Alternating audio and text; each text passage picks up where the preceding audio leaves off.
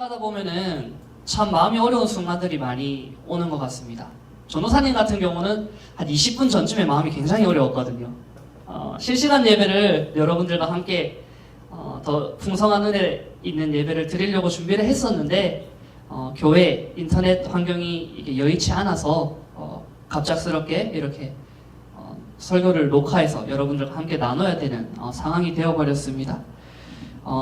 그럼에도 불구하고 이 설교를 통해서, 이 예배를 통해서 우리 친구들이 조금 더 하나님의 마음을 알고 우리 친구들이 하나님의 마음에 기쁘게 할 수 있는 삶을 살아갈 수 있는 우리 친구들 될 수 있길 소망합니다. 여러분 혹시 구구단 아십니까? 39 27 감사합니다. 68 48 왜 우리가 어떻게 이 구구단을 잘 알 수 있을까요? 어렸을 때부터 이 구구단에 대한 공부를 했기 때문이겠죠. 우리는 이 구구단뿐만 아니라 더하기, 빼기, 나누기, 곱하기, 더 나아가서 근의 공식, 이와 같은 많은 공식들을 공부하며 살아갑니다. 공식이 뭘까요? 어느 곳에 넣어도 다 되는 것입니다. 국가적이나 사회적으로 인정된 방식을 우리는 공식이라고 합니다. 오늘 설교에서도요, 절대적인 공식이 한 가지 들어갑니다. 이 절대적인 공식을 우리가 먼저 나눈 다음에 계속해서 설교를 이어갔으면 좋겠습니다. 우리 한번 따라해 보겠습니다. 요셉을 이끄시고 자연과 역사를 주관하시는 하나님의 섭리. 요셉을 이끄시고 자연과 역사를 주관하시는 하나님의 섭리. 이것이 바로 오늘 우리가 예배를 드리면서 기억해야 될 공식 중에 한 가지입니다. 먼저 오늘 본문 말씀을 살펴보았으면 좋겠습니다. 이 바로가 꿈을 꾸게 됩니다. 두 가지 꿈을 꾸게 되는데요. 처음에는 아주 살찌고 실해 보이는 암소 7마리가 나일 강가에 올라와서 서 있었습니다. 그런데 그 뒤에 있어서 파리하고 흉측하게 생긴 7마리의 소가 나타나서 그 살진 7마리의 소를 잡아먹어버리죠. 그러고 잠에 깼다가 다시 잠이 듭니다. 두 번째 꿈은 이러합니다. 한 이삭의 줄기에서 7개의 이삭이 풍성이 맺히기 시작합니다. 그런데 갑자기 다른 7가지의 이삭이 나와서 충실한 7 이삭을 삼키게 돼버리죠. 바로가 놀라서 꿈에서 깨버리게 됩니다. 왜 놀랬을까요? 이 시대 사람들은요, 이 왕의 꿈을요, 신이 주시는 계시라고 생각을 했습니다. 그래서 이 바로는 생각하기 시작했죠. 도대체 신께서 나에게 무슨 말을 하시려고 멀쩡한 소 7마리가 갑자기 잡아먹히며 아주 실한 이 이삭이 갑자기 잡아먹히는 걸까? 그래서 수많은 사람들을 불러서 내 꿈을 해몽해봐라 라고 이야기를 하기 시작합니다. 꿈을 해몽하는 사람이 있었을까요? 아니요. 없다라고 오늘 본문 말씀은 이야기하고 있죠. 그러던 찰나에 왕의 술을 만들고 관리하는 술 맡은 관원장이 이야기를 합니다. 왕이시여. 제가 예전에 왕께서 우리 종들에게 노해서 우리가 감옥에 간 적이 있었는데 그 감옥에서 꿈을 해몽하는 히브리 청년 한 명을 만났습니다. 그런데 그 사람이 꿈을 해몽한 대로 정말로 이루어졌습니다. 그를 한번 만나보시는 게 어떨까요? 라고 요셉을 추천하게 되죠. 그렇게 요셉은 감옥에 갇혀 있다가 왕에게 나아가게 됩니다. 이것이 바로 오늘 본문 말씀의 줄거리죠. 우리가 이 본문 말씀을 통해서 어떤 걸 알아볼 수 있을까요? 여러분들과 함께 세 가지를 나누고자 합니다. 우리가 코로나 가운데, 코로나뿐만이 아니라 세상을 살아가면서 수많은 어려움들을 겪으며 살아갑니다. 그 어려움을 겪으며 살아갈 때 우리는 이런 생각들을 하게 되죠. 왜 하나님이 계시다는데 나에게 도와주시지 않을까? 정말 하나님이 계시면 내가 이러한 모양으로 살아가도 괜찮은 걸까? 하나님 왜 날 내버려 두시지? 라는 생각을 하며 살아갈지도 모릅니다. 이런 우리에게 오늘 본문 말씀을 세 가지를 놓고 이야기를 하고 있습니다. 첫 번째, 하나님께서는 하나님을 믿지 않는 사람들을 통해서도 일한다라는 사실입니다. 창세기 41장 9절 말씀입니다. 술 맡은 관원장이 바로에게 말하여 이르되 내가 오늘 내 죄를 기억하나이다. 아멘. 요셉의 삶을 돌아봤을 때 수많은 사람들이 등장합니다. 요셉은 정말로 불쌍한 사람이었습니다. 요셉은 아버지인 야곱에게 누구보다 사랑을 받았었죠. 그런데 그 사랑이 독이 되었습니다. 많은 형들이 질투하기 시작했고 결국에는 요셉을 죽이려고 계획했다가 요셉을 노예로 팔아버립니다. 요셉은 그렇게 바로의 친위대장 보디발의 집에 노예로 팔려가게 됩니다. 하지만 그곳에서 하나님의 은혜를 잊게 됩니다. 성실하게 일했던 그 요셉은 그 집의 가정 총무가 되죠. 네. 친위대장 밑에서 가장 많은 것들을 누리기 시작되었습니다. 그런데 그것도 잠시였습니다. 이 친위대장의 아내가 이 요셉을 유혹하기 시작한 것입니다. 요셉은 넘어가지 않았습니다. 그러자 이 친위대장의 아내가 거짓을 고하게 되죠. 저 사람이 나를 범하려고 했다. 저 사람이 나에게 해코지를 하려고 했다. 그렇게 요셉은 감옥에 들어가게 됩니다. 그러고 나서 좀 전에 우리가 나눴던 것처럼 술 맡은 간원장과 떡 맡은 간원장을 만나게 되고 오늘 본문 말씀에 이야기가 이어지게 되는 것이죠. 전사님이 첫 번째로 뭐라고 이야기했습니까? 하나님께서는 하나님을 믿지 않는 사람들을 통해서도 일을 하신다라는 것입니다. 오늘 본문 말씀에 누가 그럽니까? 바로 술 맡은 관원장입니다. 이 술 맡은 관원장은요, 하나님을 믿지 않는 사람임에도 불구하고 이 요셉이 하나님의 도우심을 받아 회복하는 그 가운데 아주 큰 역할을 하는 사람입니다. 어떻게 이러한 일이 이루어졌을까요? 바로 하나님께서 간섭하셨기 때문입니다. 우리의 삶도 참 이와 같은 것 같아요. 세상을 살아가다 보면은 많은 사람들과 관계를 하고 많은 사람들과 나의 생각과 나의 감정을 교류하며 살아갑니다. 그런데 살아갈 때 내 생각대로 내 생각과 만족한 내 생각과 똑같은 사람을 만날 수 있습니까? 아니요, 없죠. 결국엔 부딪히게 되고 그 관계 가운데서 상처를 받게 되고 내 마음이 힘들어하고 결국엔 무너지는 그러한 일들이 많이 벌어지곤 합니다. 혹시 여러분들 어떻습니까?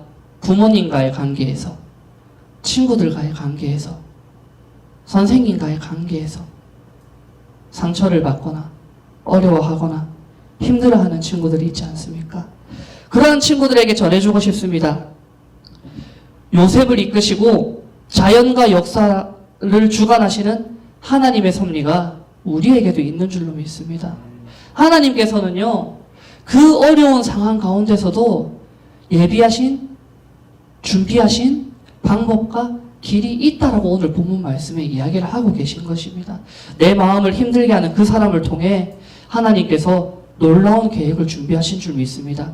내 마음을 무너뜨리는 그 사람을 통해 하나님께서 놀라운 계획을 준비하실 줄 믿습니다. 그러하기 때문에 내가 다른 사람들로 인해서 상처받았거나 내가 다른 사람들로 인해서 마음이 힘든 친구들이 있다면 힘들어하는 것으로 끝나는 것이 아니라 우리가 조금만 더 믿음을 가지고 하나님께서 그 사람을 통해 나에게 어떠한 마음을 주실 것인가, 어떠한 상황으로 이끌어 가실까 조금 더 기대하고 믿음으로 인내할 수 있는 우리 친구들이 될 수 있었으면 좋겠습니다.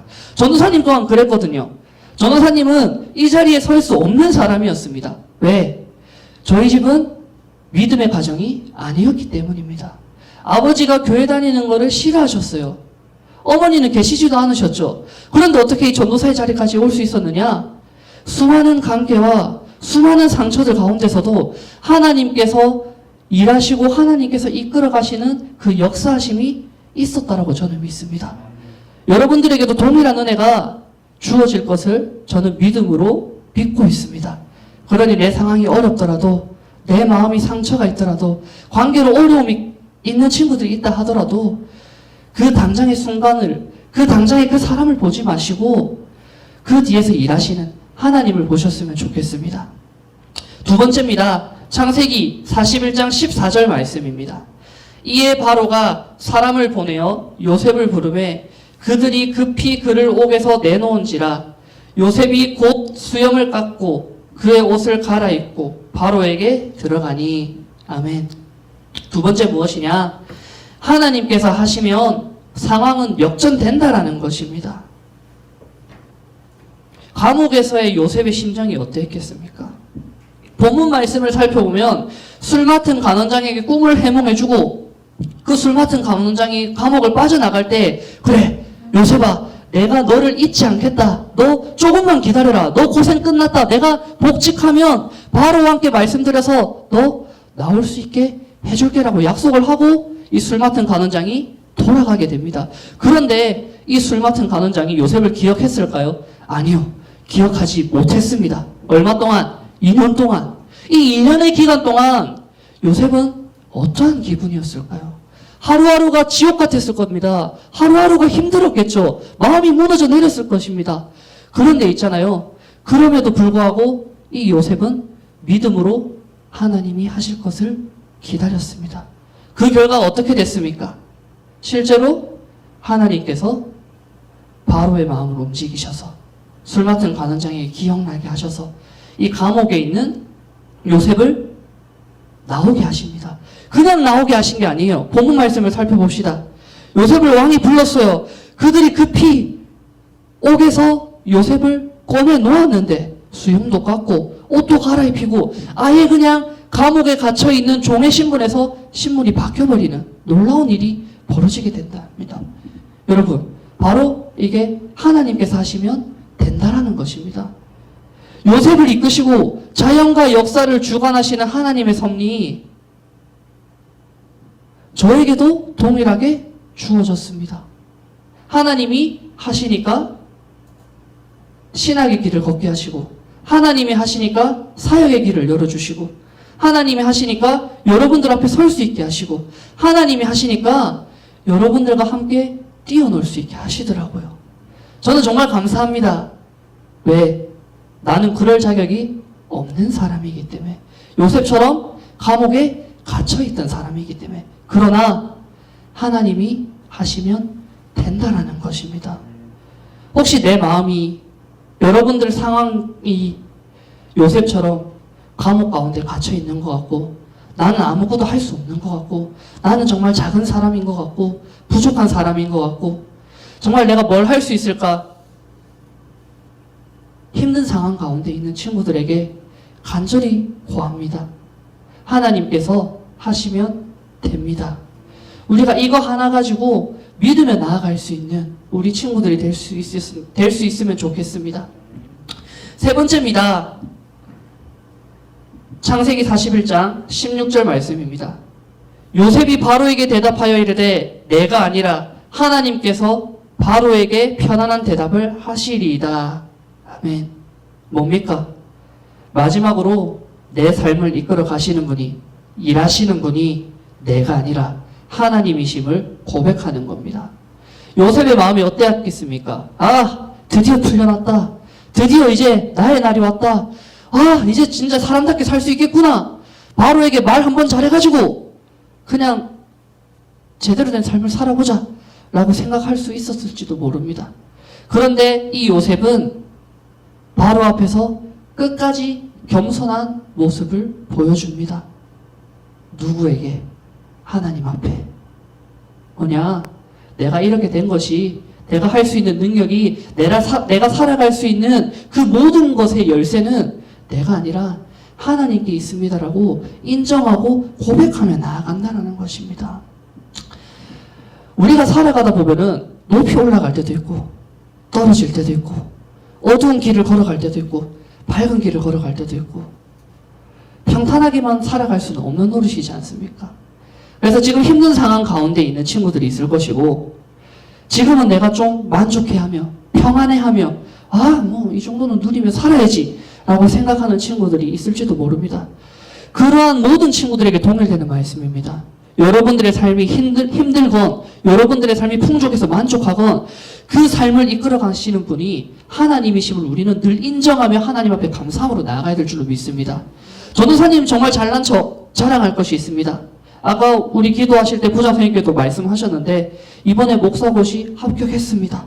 그리고 대학원요 이번에 등록금을 반 정도밖에 안 냈어요. 왜? 이번에 1등에서 장학금 받았거든요.